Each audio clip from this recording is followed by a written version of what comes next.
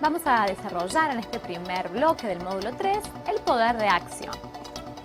¿Cuáles son los objetivos que nos proponemos desarrollar en este bloque?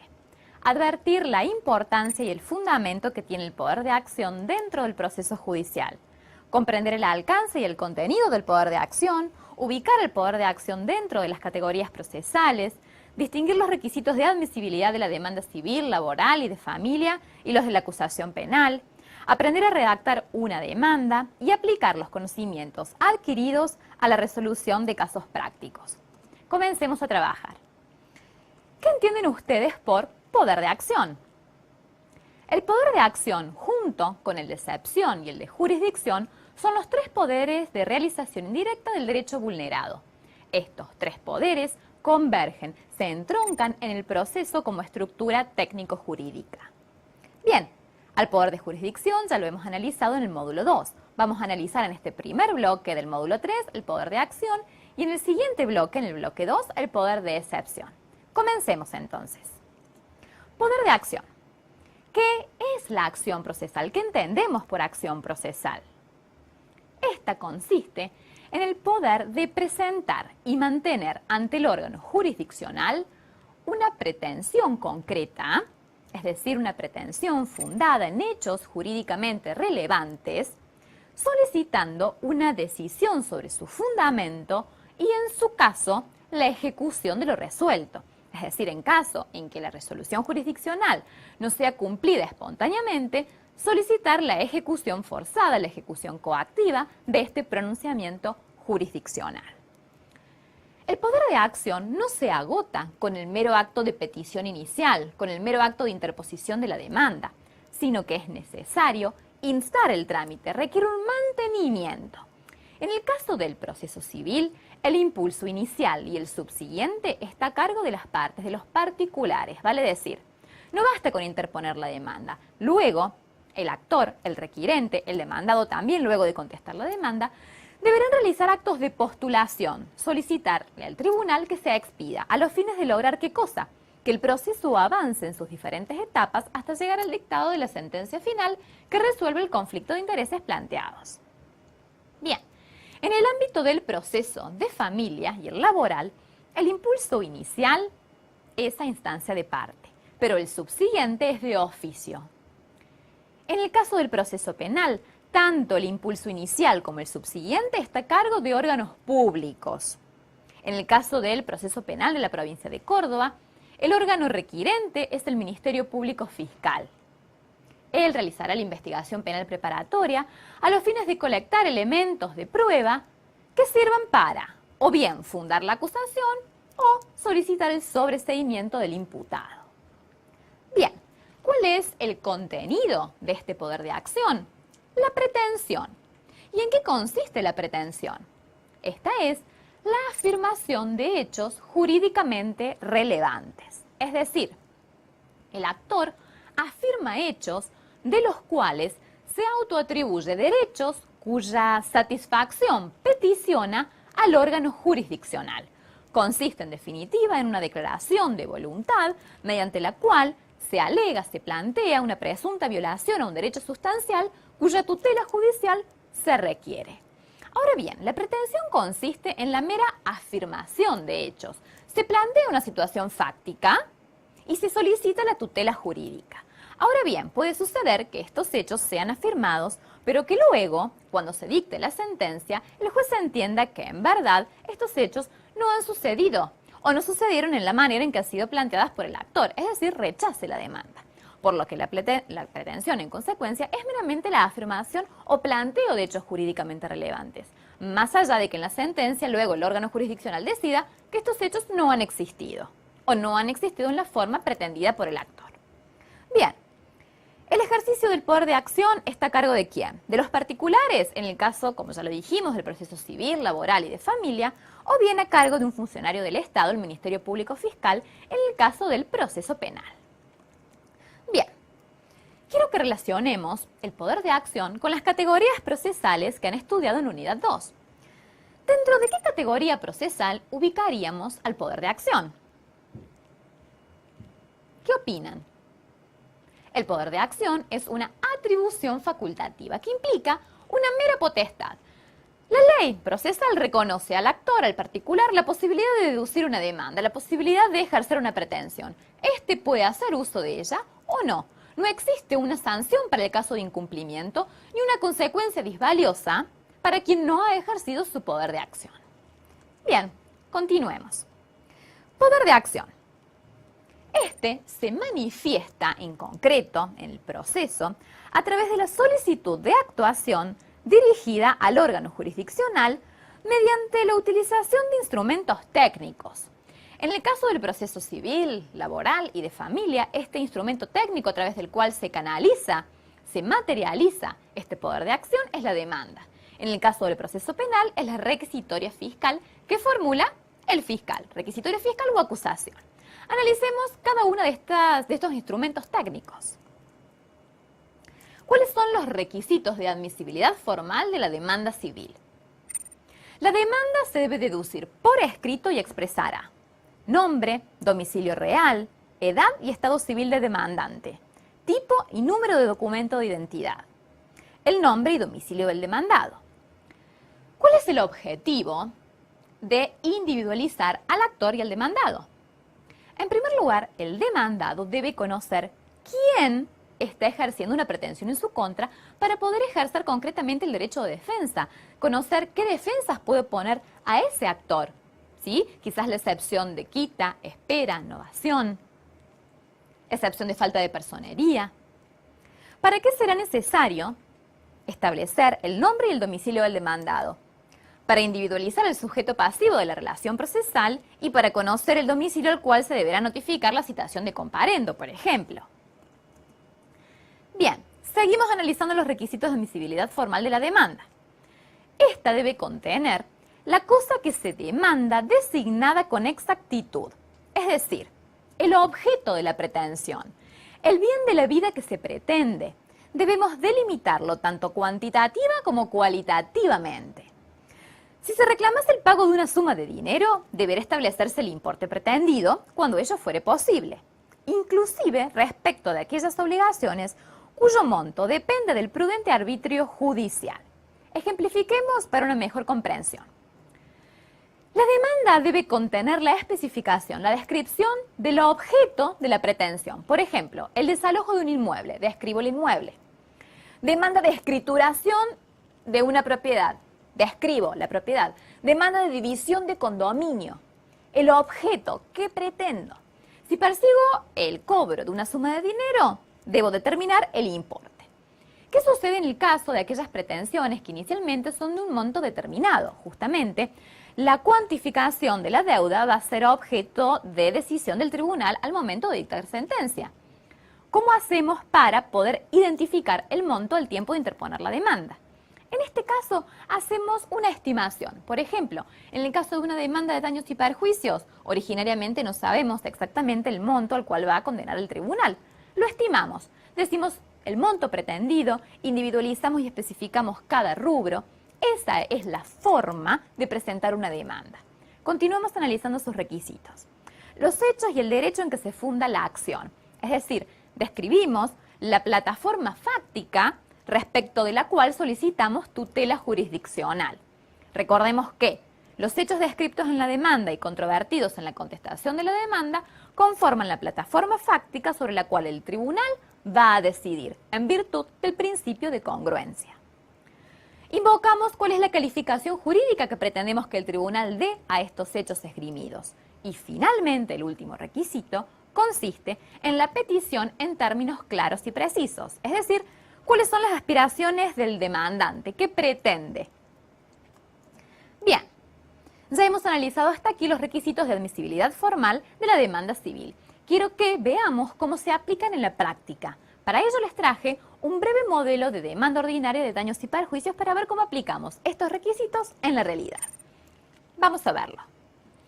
Demanda de daños y perjuicios. Señor juez, indicamos los datos personales del actor, nombre, DNI, nacionalidad, edad, estado civil, domicilio real, domicilio procesal. Primer punto, objeto. ¿Cuál es el objeto de la pretensión? Que vengo por este acto, entablar formal demanda ordinaria en contra del señor y describimos los datos personales del demandado. ¿Para qué? por el cobro de una indemnización por daños y perjuicios por la suma de pesos, consignamos el importe, luego discriminamos uno a uno todos los rubros que conforman esta indemnización solicitada. En segundo lugar, describimos los hechos, una descripción detallada, circunstanciada.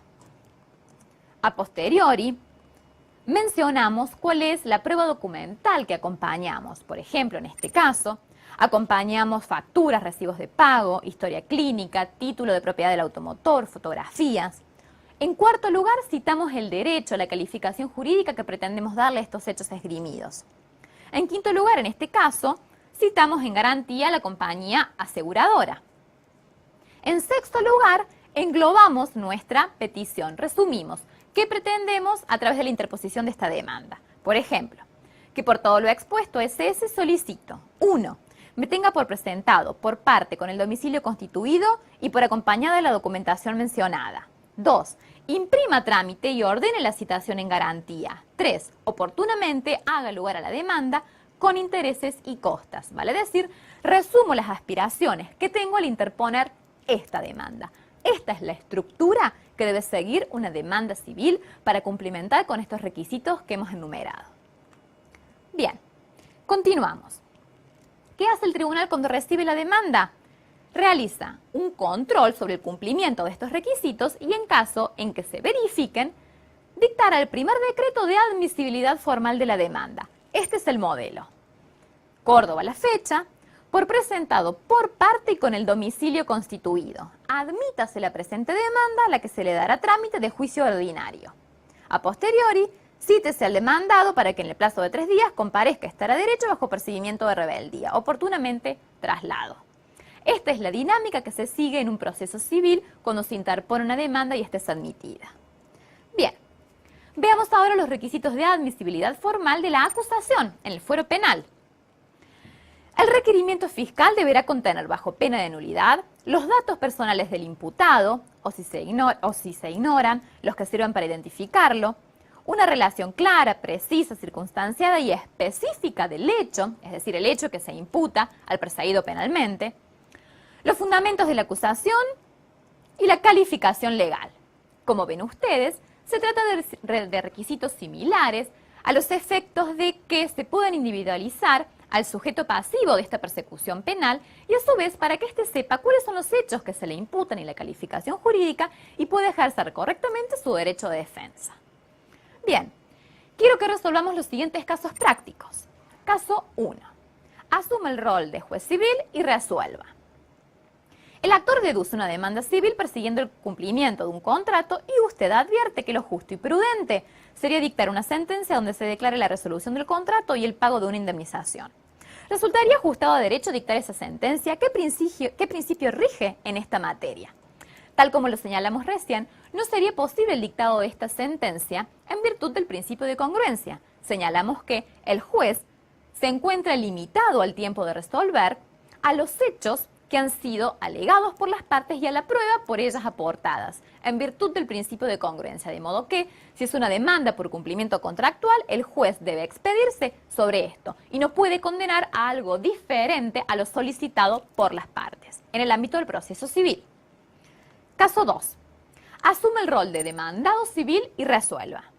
Partiendo del principio general que establece que la presentación de la demanda es facultativa para el actor, ¿qué actitud asumiría usted si su acreedor peticiona un embargo preventivo sobre sus bienes y transcurren 15 días desde que el mismo ha sido trabado sin que haya entablado la demanda? ¿Existe alguna excepción a este principio general? Sí. En el Código de Procedimiento Civil de la provincia de Córdoba, el artículo 465 establece que, si bien es cierto que el poder de acción consiste en una atribución facultativa, existe una excepción. Tal es el caso en que una persona que pretenda demandar antes de la interposición de la demanda solicite la traba de un embargo preventivo sobre los bienes del demandado. En este caso, si no deduce la demanda dentro de los 10 días posteriores a la traba del embargo, el embargado podrá solicitar la cancelación del embargo con costas a cargo del peticionante. Vemos entonces que en este caso no se trata de una atribución facultativa, puesto que el incumplimiento de la interposición de la demanda, en este caso puntual, si genera una consecuencia disvaliosa para el peticionante. ¿Sí? Último caso, caso número 3.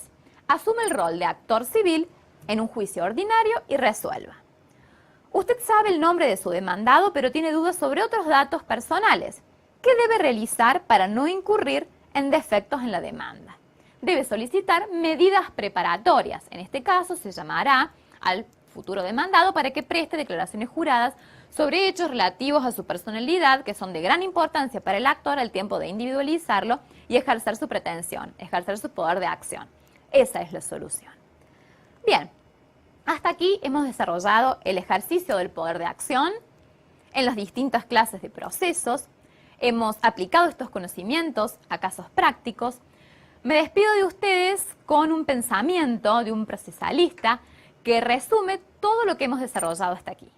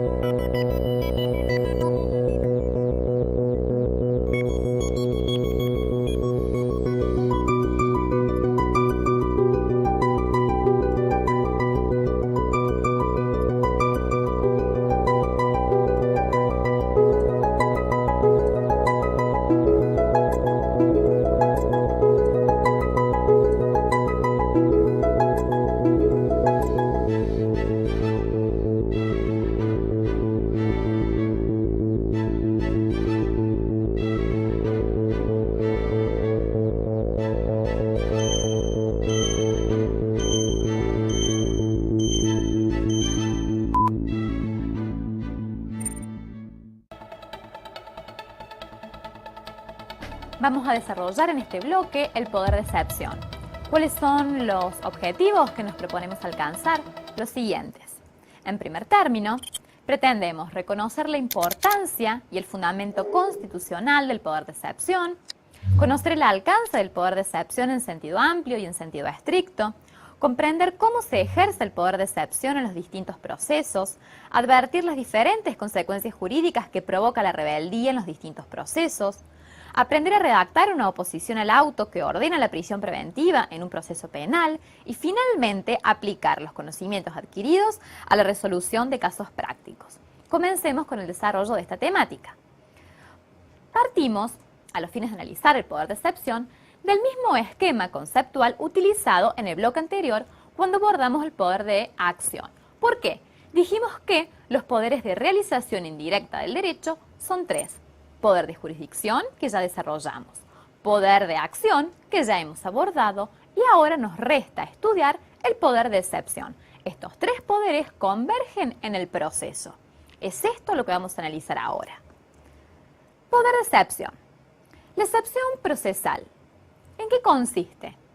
Implica la concreción en el proceso de la garantía constitucional de defensa en juicio, es decir, la inviolabilidad de la defensa de la persona y de sus derechos en el proceso, consagrada en el artículo 18 de nuestra Constitución Nacional. Vale decir, implica la posibilidad, la facultad que tiene un demandado o una persona que ha sido sindicada como presunto autor de un delito, de resistir, de oponerse a la pretensión ejercida en su contra. El proceso es una estructura bilateral en donde encontramos a dos sujetos enfrentados, debatiendo en forma pacífica y dialéctica. Cada uno mantiene intereses opuestos, contradictorios. El actor afirma, el demandado contradice. En consecuencia, el poder de excepción alude a la facultad que tiene el demandado, en el caso de un proceso civil, laboral o de familia, o a una persona sindicada como presunta autora de un delito penal de oponerse a la pretensión ejercida en su contra. Este poder de excepción puede manifestar diversas formas dentro del proceso. El demandado puede comparecer, puede no hacerlo, puede comparecer y contradecir los hechos afirmados por el actor o bien puede reconocerlos.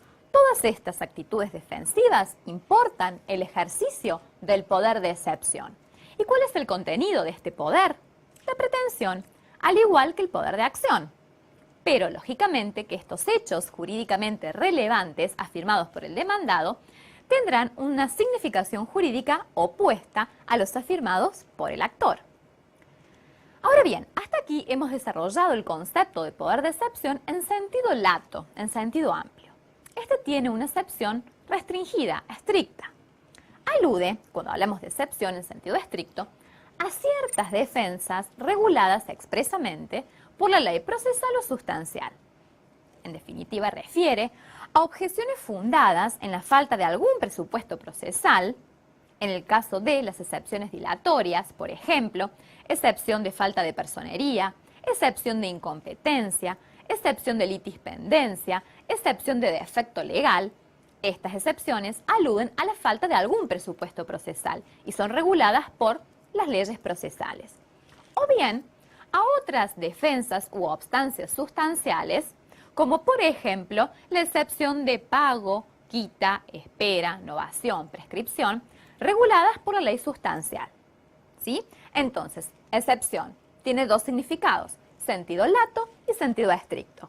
Este último alude a las defensas reguladas expresamente por la ley procesal o sustancial y estas, teniendo en cuenta los efectos que producen, se clasifican en dilatorias y perentorias. Dilatorias aluden a la ausencia de algún presupuesto procesal. Perentorias aluden a un hecho que, una vez invocado y probado, cuando se hace lugar a esta excepción dilatoria, implican la extinción, la aniquilación del derecho invocado por el actor. Mientras que las dilatorias, una vez sustanciadas, una vez resueltas y una vez corregida esta deficiencia formal, permiten que la pretensión del actor pueda ser atendida. Es decir, su efecto es dilatar, es desplazar en el tiempo, postergar la decisión sobre el fondo de la cuestión, pero una vez subsanado el defecto, el juez puede entender sobre la pretensión esgrimida. En el caso de la perentoria, no. Si prospera, si se logra probar que existió un pago o que hay prescripción de la acción, se aniquila el derecho del actor. Este no puede ser ventilado nuevamente y efectivamente en otro proceso. En esto radica la diferencia entre ambos tipos de excepciones, dilatorias y perentorias. Continuemos. Vamos a analizar el ejercicio del poder de excepción en el proceso civil. ¿Cuáles son las actitudes defensivas que puede asumir un demandado en un proceso civil, en un juicio declarativo general? Este puede no comparecer, en cuyo caso será declarado rebelde, o bien puede comparecer y no contestar la demanda. En este caso, habrá incumplido con una carga procesal, lo que generará una presunción en su contra. Se presumirá que reconoce los hechos esgrimidos por el actor en su demanda. ¿Por qué? La contestación de la demanda en el proceso civil consiste en una carga procesal o sujeción facultativa. Nadie puede ser obligado a contestar la demanda. Ahora bien, el incumplimiento de esta carga genera al incumplidor una consecuencia disvaliosa. En este caso, se presume que reconoce, por cierto, los hechos afirmados por el actor en su demanda. O bien, la tercera posibilidad es que comparezca y conteste la demanda.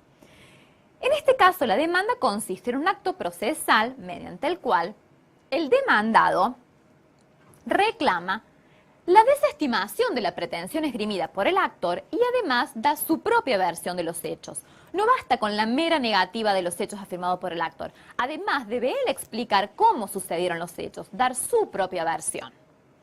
¿Cuáles son las alternativas defensivas que tiene el demandado cuando contesta la demanda? Puede, en primer término, negar los hechos y el derecho. Esto se denomina contestación lisa y llana de la demanda.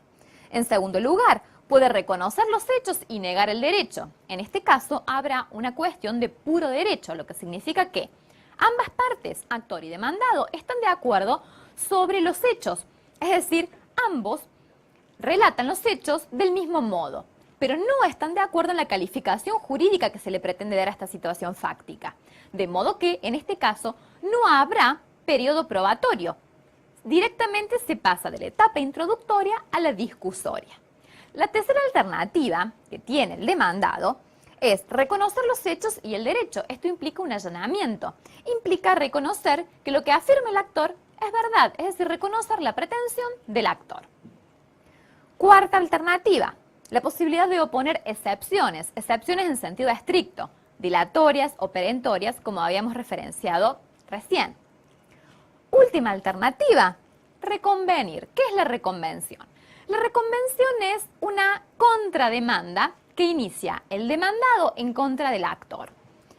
Es decir, en virtud del principio de economía procesal, la ley autoriza al demandado a oponer una pretensión en contra del actor, una pretensión que tranquilamente pudo haber originado la sustanciación de un proceso independiente, siempre que sea competencia del mismo órgano jurisdiccional que está entendiendo en la causa originaria y se tramite a través del mismo procedimiento y exista una conexidad con la pretensión inicialmente deducida por el actor. En esta oportunidad, entonces, el actor contesta la demanda y a su vez reconviene, demanda al actor. Estas son las posibilidades defensivas que tiene el demandado en un proceso civil. Vamos a analizar ahora el ejercicio del poder de excepción en el proceso penal. Ustedes saben que en virtud del principio de inocencia consagrado por nuestra Carta Magna Nacional, el demandado penalmente, es decir, el perseguido penalmente, no tiene la carga procesal de aportar pruebas a los fines de defenderse, puesto que él goza de este estado de inocencia. Será el Ministerio Público Fiscal quien tiene la responsabilidad probatoria, es decir, responsabilidad de incorporar elementos de prueba al proceso a los fines de llegar al descubrimiento de la verdad. Es decir, puede llegar a acusarse al perseguido o bien, cuando no existe certeza sobre la comisión del delito, a solicitar su sobreseimiento o su absolución ya en la etapa de juicio. El demandado en un proceso penal o el perseguido penalmente en un proceso penal, el imputado, puede guardar silencio o bien puede el imputado ejercer su defensa en sentido material y técnica. La defensa técnica alude a la obligatoriedad de contar con patrocinio letrado. Si no se lo procura el imputado, es el Estado el que de oficio le provee. En cuanto a la defensa material, esta refiere a la posibilidad que tiene un imputado o acusado de alegar o invocar en defensa de sus intereses. En efecto, el imputado puede declarar en la indagatoria, puede oponer excepciones en la investigación penal preparatoria, puede responder la acusación efectuada por el fiscal, demostrando la falta total o parcial de fundamentos en la pretensión punitiva ejercida por el fiscal en su contra, puede negar los hechos, o bien puede invocar alguna circunstancia de atenuación de su responsabilidad, por ejemplo, decir que ha cometido el hecho en estado de emoción violenta. O también puede invocar alguna causal que excluya su responsabilidad penal. Ejemplo, lo hice en legítima defensa, ¿sí? Además, puede proponer pruebas, además puede impugnar, además puede dirigir preguntas a los testigos en la audiencia de debate por intermedio de su abogado defensor, puede hablar antes del cierre de debate. Estas son numerosas facultades que tiene el imputado a los fines de ejercer su derecho de excepción y por ende su derecho de defensa en el proceso penal. Bien, quiero que respondamos a los siguientes interrogantes. ¿Puede sustanciarse un juicio penal estando rebelde el imputado? No. ¿Por qué? La presencia del imputado en el juicio plenario es ineludible. La rebeldía del imputado durante la etapa de la investigación no le interrumpe, la investigación continúa, pero si la rebeldía es declarada durante el juicio plenario, este se suspende con relación a ese imputado. Continuará con relación al resto de los coimputados que sí están presentes. Y cuando comparece el imputado, la causa continúa según su estado. Todo imputado, todo acusado, tiene el deber de comparecer y en caso en que no lo haga puede ser detenido a tal efecto. ¿Y qué diferencia existe entre la rebeldía en el proceso penal y en el proceso civil? En el proceso civil, sí es posible la continuación del proceso en rebeldía del demandado. El proceso continúa como si éste estuviese presente y el demandado rebelde puede comparecer en cualquier momento de la causa, pero se incorpora en el estado en el que se encuentra. El proceso no puede retrotraerse. Se admite la participación del demandado rebelde en el estado en el cual se encuentra la causa al tiempo de su incorporación. ¿Puede comparecer en el proceso civil el demandado cuando ya ha sido declarado rebelde? Sí, pero con las consecuencias que referimos recién. Bien, continuamos. Quiero que apliquemos los conocimientos teóricos a un caso práctico. Vamos a aprender a redactar una oposición a la prisión preventiva. ¿Cuáles son los requisitos de este escrito? Los siguientes. El encabezamiento. Formulan oposición a la prisión preventiva. Señor fiscal de instrucción. Se presenta el abogado defensor del imputado y solicita 1. Objeto. Que en ejercicio de la facultad procesal prevista en los artículos, y citamos la normativa que habilita esta pretensión, viene por el presente a oponerse a la resolución de fecha, describimos la resolución, la fecha, mediante la cual se ordenó la prisión preventiva de su defendido. Solicita al señor fiscal que en mérito de los argumentos que seguidamente expone, revoque la decisión impugnada ordenando la inmediata libertad del señor y describimos quién es el imputado. 2. Fundamentos de la oposición. Y aquí invocamos la inexistencia de un grado convictivo exigido para dictar la prisión preventiva respecto de la existencia de los hechos y la intervención atribuida a, y describimos cuál es el fundamento de nuestra petición, cuál es la equivocación en la cual ha incurrido en el fiscal de instrucción al ordenar la prisión preventiva, cuál es la verdadera dinámica de los hechos, en qué ha incurrido el error y cuál es la solución que proponemos como defensores del imputado. Continuamos. Petitum. Resumimos la pretensión. Por todo lo expuesto solicita a. Tenga por formulado en tiempo y forma la oposición a la resolución que ordena la prisión preventiva de mi defendido. B. En mérito de los argumentos expuestos, revoque esa decisión y ordena la libertad de, describimos el nombre del imputado. Para la hipótesis de que se mantenga la resolución atacada, solicito remite las actuaciones al señor juez de instrucción, a quien solicito la revocación de la resolución impugnada y la declaración de su nulidad de acuerdo a lo peticionado en el punto 2. Es justicia. ¿Advierten ustedes cómo es la estructura de un escrito en el cual ejerce este poder de excepción un imputado en el proceso penal? Bien, continuamos con la última parte de la clase. El ejercicio de poder de excepción en los procesos de familia y en el proceso laboral. En el proceso de familia se aplica supletoriamente el Código Procesal Civil. Las excepciones son tratadas como incidentes, las resuelve el juez de primera instancia y pueden ser apeladas ante la Cámara de Familia. Rige el principio de eventualidad, lo que significa que en un mismo escrito se deben oponer todas las defensas para ser tratadas de manera subsidiaria. En caso de no prosperar la primera, se trata la segunda. En caso de no prosperar la segunda, se trata la tercera y así sucesivamente. En el caso del proceso laboral, la particularidad es que el Código Procesal Laboral no contempla la excepción de defecto legal y la de falta de personería. ¿Cuál es el fundamento? El principio de saneamiento que rige en el procedimiento laboral. A través de este principio es el juez quien debe señalar las deficiencias que existen en los escritos de las partes y debe ordenar su subsanación bajo apercibimiento de desistimiento, lo que implica que el juez realiza un control de admisibilidad formal. Si ve la existencia de un defecto, no espera que el demandado lo invoque como sucede en el caso del proceso civil, sino que el juez lo marca y ordena su subsanación en un determinado plazo. Transcurrido este sin que se haya modificado, sin que se haya subsanado la deficiencia, se considera desistido de pleno derecho la demanda, el ejercicio del poder de acción. Bien, quiero que finalmente apliquemos a un caso práctico estos conocimientos teóricos que hoy hemos aprendido. Asume el rol de demandado civil y resuelva. El juez da curso a una demanda ordinaria en la cual la exposición de los hechos es ambigua e imprecisa y se omiten circunstancias que usted considera indispensables. Usted advierte que todo ello lo coloca en un estado de indefensión, dificultando la refutación o producción de pruebas conducentes. ¿Qué remedio legal tiene?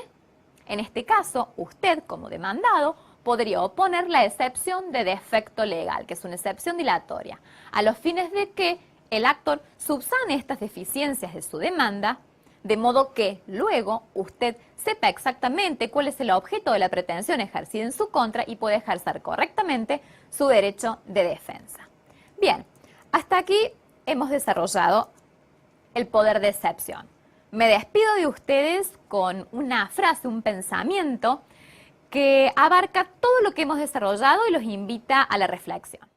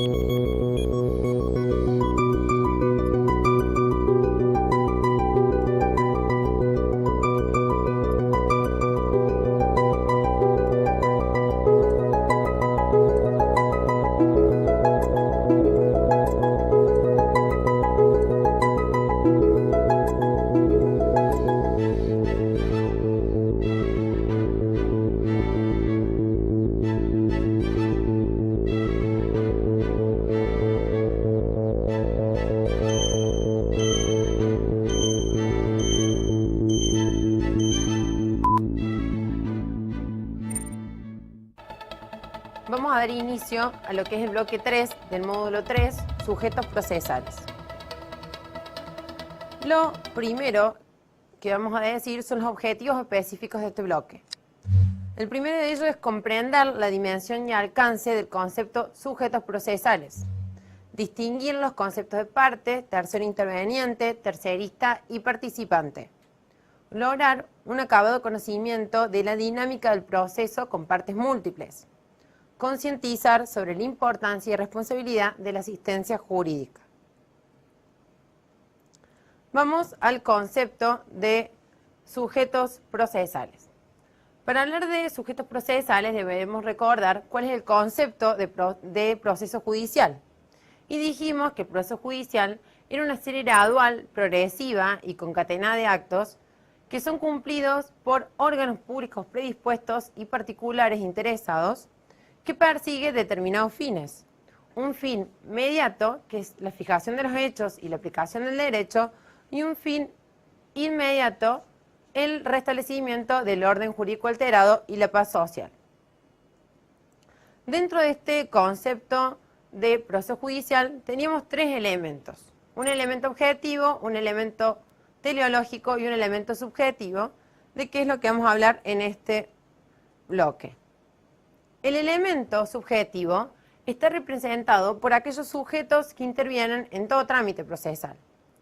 Primero tenemos que son los órganos públicos predispuestos, es decir, aquellos que gozan de jurisdicción y competencia predeterminada legalmente, como garantía siempre para los justiciables y designados de acuerdo a las formas y procedimientos que están establecidos en la Constitución Nacional. Luego tenemos los particulares interesados que intervienen en todo proceso judicial. Estos sujetos deben contar con capacidad procesal y capacidad para ser parte. También podrán intervenir a través de sus representantes. Los sujetos en todo proceso pueden ser, como vimos en otros módulos, sujetos necesarios y sujetos eventuales. Los sujetos necesarios son aquellos que tienen que estar presentes indefectiblemente en toda relación jurídica para que ésta sea válida. Y los sujetos eventuales son aquellos que no pueden estar presentes o pueden estar presentes, pero no obsta a la validez de la relación jurídica procesal.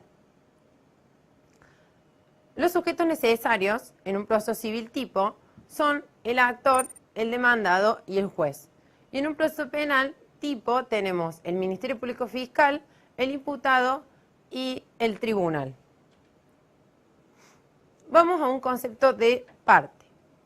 El doctor Chiovenda, uno de los grandes autores de la teoría general del proceso, nos dice que parte es quien demanda en nombre propio o en cuyo nombre se demanda una actuación de la ley y aquel frente al cual esa actuación de la ley es demandada.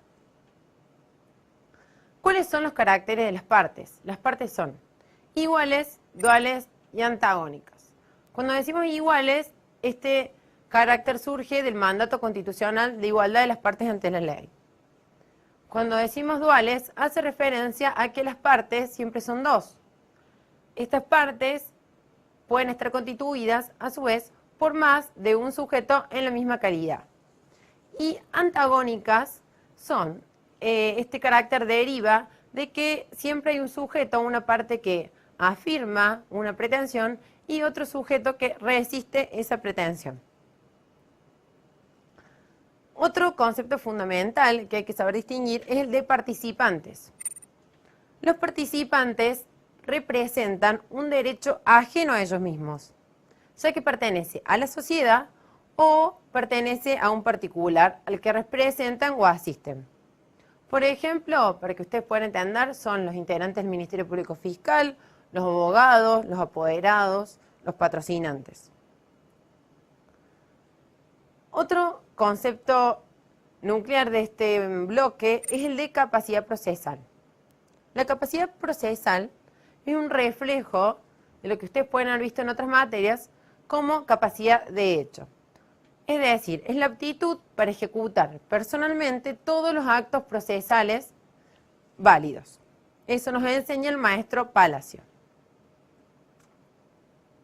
La capacidad para ser parte es la posibilidad jurídica de figurar como parte en el proceso judicial. Es un reflejo, una extensión de lo que ustedes conocen como la capacidad de derecho, es decir, la aptitud para adquirir derechos y contraer obligaciones.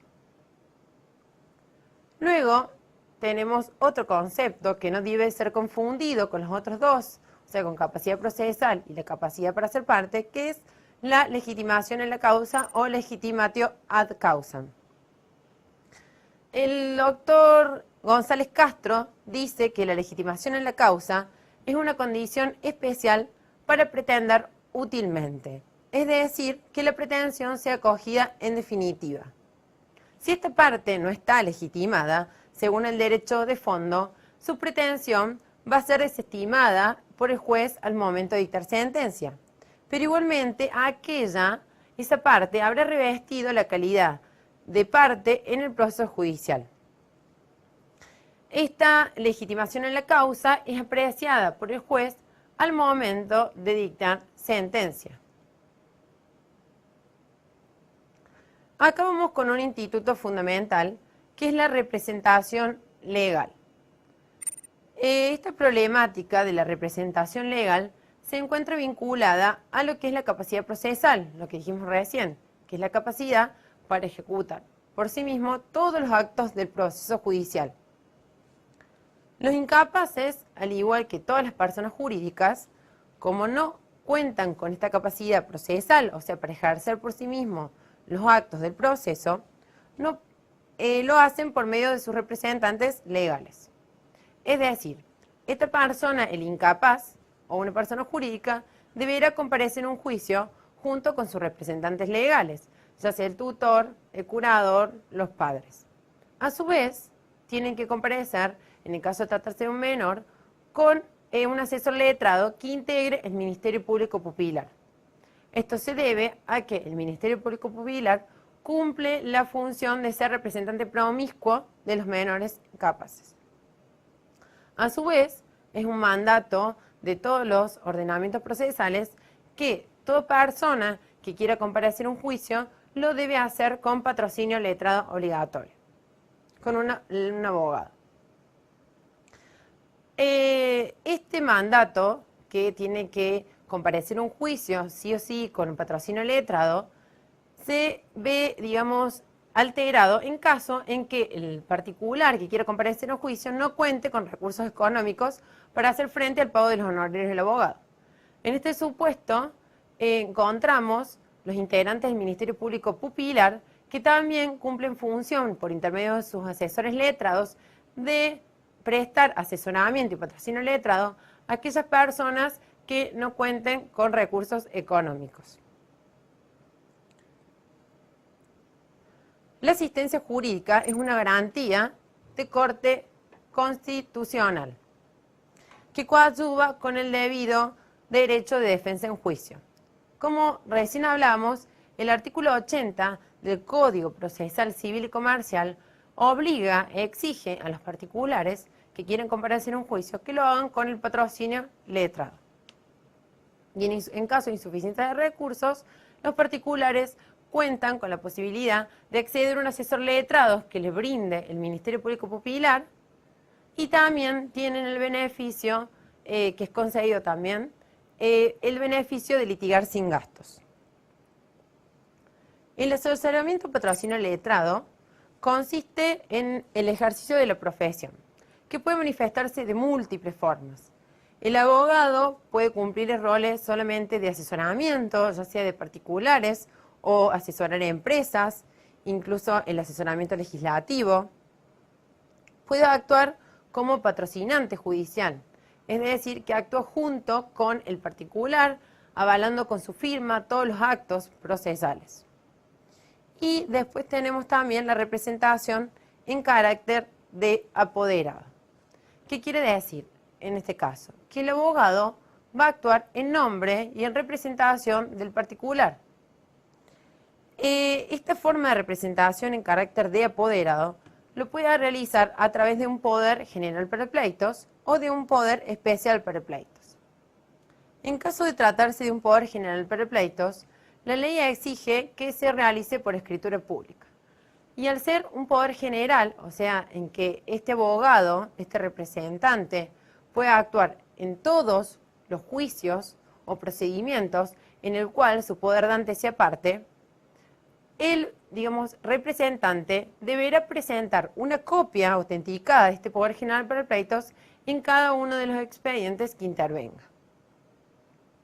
En el caso de concederse un poder especial para pleitos, este también, como dijimos antes, se puede realizar por escritura pública, pero a diferencia del anterior, tenemos la posibilidad de que se pueda realizar también a través de un poder apudacta o de la modalidad carta poder.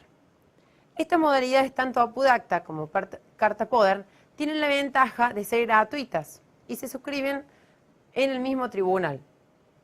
Este poder especial para pleitos, como la palabra le indica, va a ser solamente para un pleito determinado, para un juicio determinado.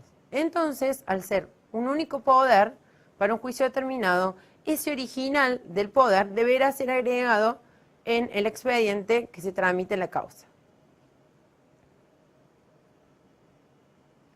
También podemos decir que estos poderes, tanto el poder general para pleitos y poder especial para pleitos, pueden ser revocados, ya sea pueden ser revocados por el particular que otorga el poder, o sea, por el podermante, o puede ser el representante puede renunciar a su cargo. Pueden ser revocados por distintas situaciones, ya sea porque la incapacidad del sujeto representante, o también, ya sea física o psíquica, también puede ser revocado por simple voluntad del representado.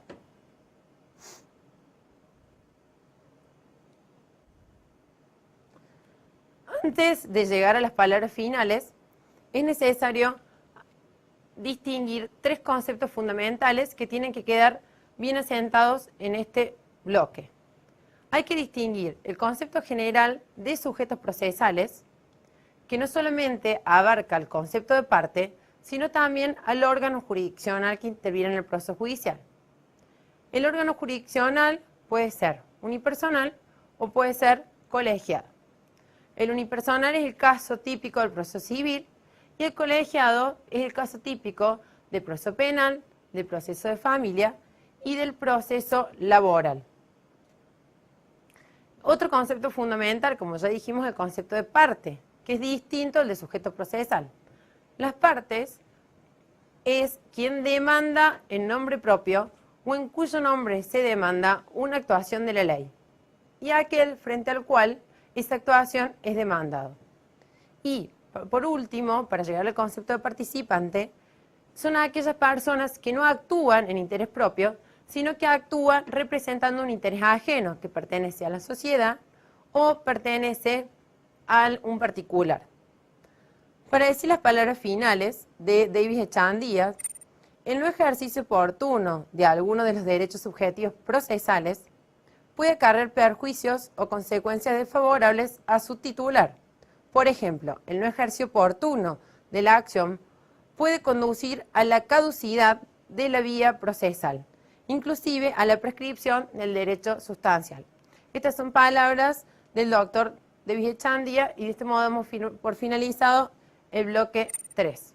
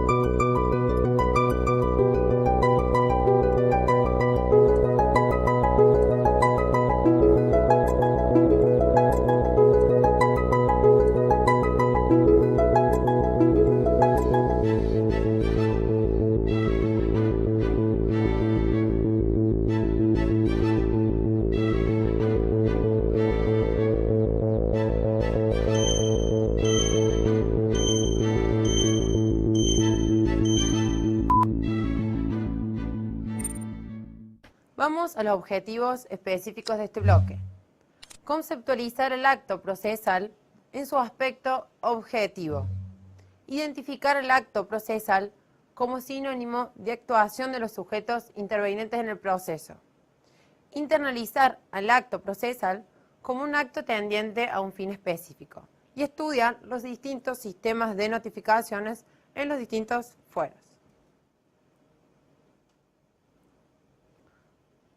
La notificación procesal se la define como aquel acto procesal mediante el cual se pone en conocimiento de las partes o de terceros intervinientes el contenido de una resolución judicial. Este concepto nos da el doctor Palacio. El artículo 142 del Código Procesal Civil establece un principio fundamental en cuanto a las notificaciones procesales. Dice que las providencias y todas las resoluciones judiciales no obligan, sino son notificadas con arreglo a la ley. De este principio general, podemos decir que las notificaciones cumplen una doble finalidad. Por un lado, tienden a asegurar la efectiva vigencia del principio de contradictorio. El principio de contradictorio, para que ustedes recuerden, es la posibilidad de otorgar a las partes iguales posibilidades defensivas, o sea, de ejercer su derecho de defensa. Y la otra finalidad de las notificaciones es que determinan el punto de partida para computar los plazos, dentro de los cuales las partes deben cumplir determinados actos procesales, e inclusive deducir impugnaciones. La doctrina hace una diferencia entre los conceptos citación, emplazamiento y requerimiento. La citación es el llamamiento que se le hace a una persona para que concurra al órgano jurisdiccional para un acto procesal determinado. El emplazamiento, como la palabra lo dice, es el llamamiento que se le hace a una persona para que dentro del término, dentro del plazo que la ley fije, ejecute un acto procesal. Y el requerimiento si en el caso que se trate de imponer o de evitar de las partes una conducta distinta a la comparecencia.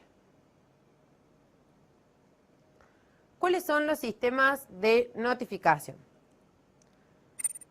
En primer lugar, tenemos un sistema de notificación personal o ministerio legis, que es la que se lleva a cabo en la sede del tribunal y que obliga a las partes a comparecer al tribunal los días que están establecidos expresamente en la ley. Lo pueden estudiar esto del artículo 153 del Código Procesal Civil, el artículo 20 de la Ley 7987 que rige el procedimiento laboral y el artículo 32 de la Ley 7676 del Fuero de Familia. Tienen que recordar que este sistema de notificación personal o ministerio legis es el principio en materia de notificaciones. Sin perjuicio de que ustedes puedan observar en la práctica que la mayoría de las notificaciones se realizan por cédula. La notificación al domicilio, que es otro de los sistemas, es la que se realiza fuera de la sede del tribunal. Dentro de esta categoría encontramos la notificación por cédula, por carta o documento, etcétera, entre otras. ¿Cuáles son los tipos de notificación? Palacio nos dice que los tipos de notificación desde un punto de vista de la dimensión formal pueden ser notificación expresa o notificación tácita. La notificación expresa, nos dice Palacio, se da cuando existe un efectivo acto de transmisión de conocimiento a través del acto procesal de que se trate. Y, a su vez, clasifica esta notificación expresa entre de conocimiento cierto y notificación de conocimiento presunto. Para que ustedes lo puedan entender, vamos a dar un ejemplo. Es el caso típico de que el notificador, el oficial notificador, se dirige al domicilio de la persona que pretende notificar, toca la puerta y esta persona que queremos notificar está presente y recibe la cédula en sus manos. Entonces, en este caso sería de conocimiento cierto. Pero también cabe la posibilidad que este oficial notificador se dirija al domicilio que pretende notificar y que realice un llamado a la puerta y que no aparezca ninguna persona a recibir la cédula. En ese caso, el oficial notificador, identificando que estén bien los números del domicilio, deja la cédula por debajo de la puerta. En este caso, se considera que hay una notificación expresa, pero es conocimiento presunto. También tenemos la notificación tácita. Este caso se da cuando ese acto de transmisión de conocimiento del contenido de esa resolución se reputa verificado, ya sea porque lo dispone la ley o por ciertas actitudes asumidas por las partes o sus auxiliares. Tenemos, para que ustedes lo puedan entender, la notificación, en este caso ministerio legis, y la notificación por retiro del expediente. A su vez, Palacio habla de los tipos de notificaciones en cuanto al lugar en que esta notificación va a llegar. Y así podemos decir que las notificaciones pueden realizarse en la sede del órgano jurisdiccional, en la sede del tribunal, como es el caso de las notificaciones por diligencia, por retiro del expediente, la notificación ministerio legis. Tenemos también las notificaciones en el domicilio, ya vamos a ver qué casos son, al domicilio real o al domicilio procesal, y las notificaciones por edictos cuando son personas con domicilio desconocido.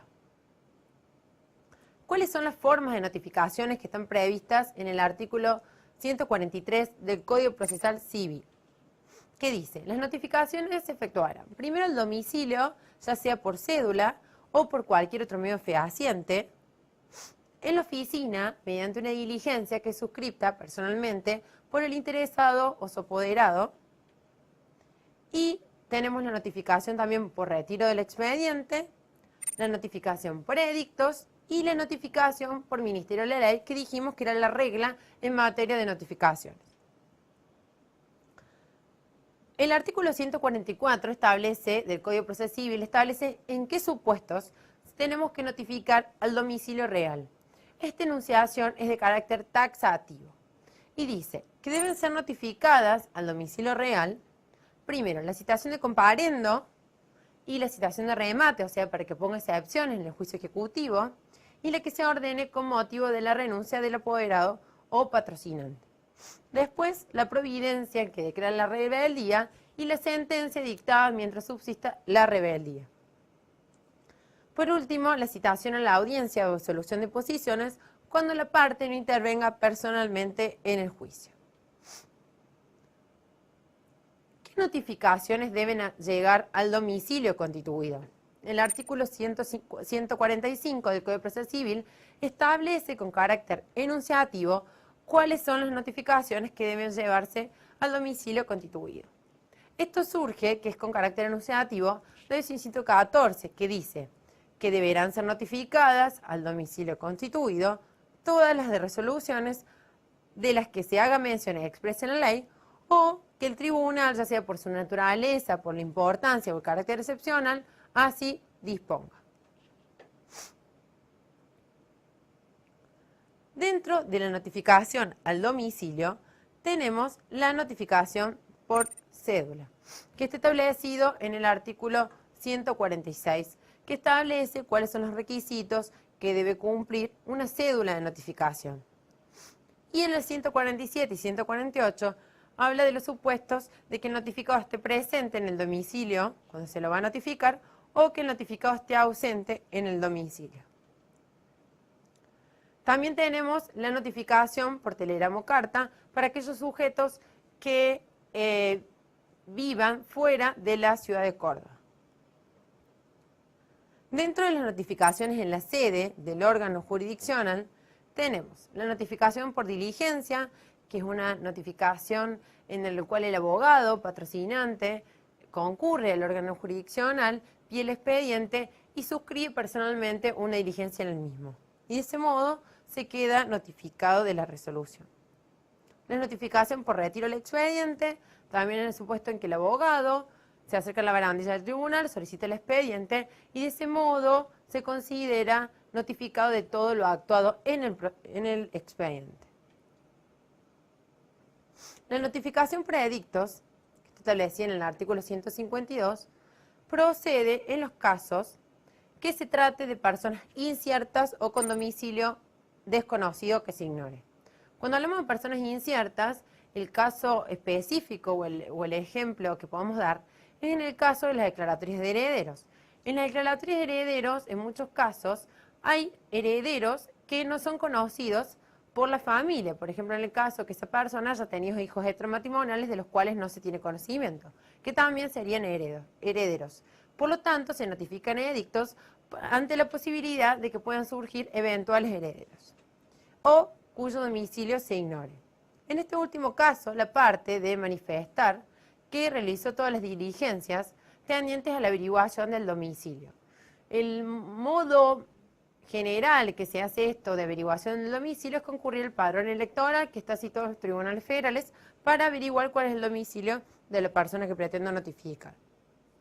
Los edictos deben contener todos los enunciados establecidos por acordadas por el Tribunal Superior de Justicia y se publican en el boletín oficial y en un diario de mayor publicación de circulación, digamos, del lugar, del último domicilio citado o del lugar de radicación del juicio. La notificación Ministerio de la Ley, que siempre tienen que acordar que es la regla en la materia de notificaciones, el principio general, está previsto en el artículo 153 del Código Procesal Civil, que dice, salvo en los casos en que proceda la notificación al domicilio, las resoluciones se consideran notificadas al Ministerio de la Ley los días martes y viernes posterior al día en que se hubiesen dictado, o el siguiente hábil si alguno de ellos resultare inhábil. No se considera cumplida esta notificación si el día martes o viernes en que compareció el abogado se hiciera constar en el libro que el expediente no estaba a disposición en la barandilla. ¿Cómo se realizan las notificaciones del Ministerio Público Fiscal? Los integrantes del Ministerio Público Fiscal, ya sea tanto fiscal como pupilar, serán notificados en sus despachos, debiendo acompañarse el respectivo expediente y a tal fin se le entrega a la persona que llena el expediente un control numérico en el que hace contarse la fecha de la recepción del expediente. La citación por medio de la policía judicial en el procedimiento penal, en este caso se hace saber cuál es el objeto de la citación, por qué se lo cita a ese sujeto, en qué calidad de qué, si es en calidad de imputado, en calidad de testigo, y en el proceso que se dispuso esa citación. Y se advierte que si no comparece por su propia voluntad, será llevado por la fuerza pública. Los tiempos en que deben practicarse las notificaciones, como regla procesal, en todos los ordenamientos procesales, las providencias y resoluciones no van a obligar si no son notificadas con arreglo a la ley. Lo que varía es cómo y cuándo se realizan esas notificaciones. En el procedimiento penal, por regla, se dice que las notificaciones se deben hacer conocer en un plazo de 24 horas de dictada, salvo que se dispusiera un plazo menor. En principio, esta notificación en el proceso penal es de oficio por el tribunal. En el procedimiento laboral se dice que sería un plazo de 48 horas de dictado al proveído y eso no impide a que la parte, en principio es de oficio la notificación, pero no impide que la parte pueda instar su diligenciamiento. En el procedimiento de familia también es de oficio, salvo excepciones establecidas expresamente en la ley. Y en el procedimiento civil, la parte interesada en hacer conocer la resolución tiene que instar el diligenciamiento. Tenemos las nulidades de las notificaciones. Las notificaciones que se hacen incumpliendo los requisitos establecidos en el código van a traer aparejada nulidad. Lo importante de esto es que las nulidades son solamente peticionadas por las partes, no es de oficio, sino es a petición de parte, y que todas las nulidades procesales son convalidables, es decir, subsanables. El artículo 158 establece cómo subsanarse la nulidad.